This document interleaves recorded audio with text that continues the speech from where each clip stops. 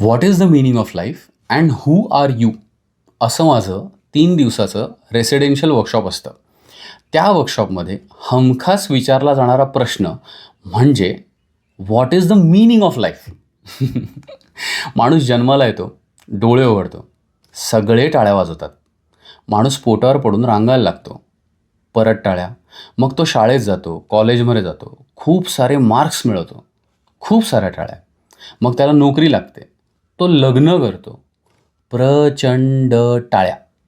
मग तो मूल जन्माला घालतो आणि हाच सगळा प्रोसेस परत रिपीट होतो. एक टार्गेट संपलं रे संपलं की दुसरं टार्गेट समोर हजर.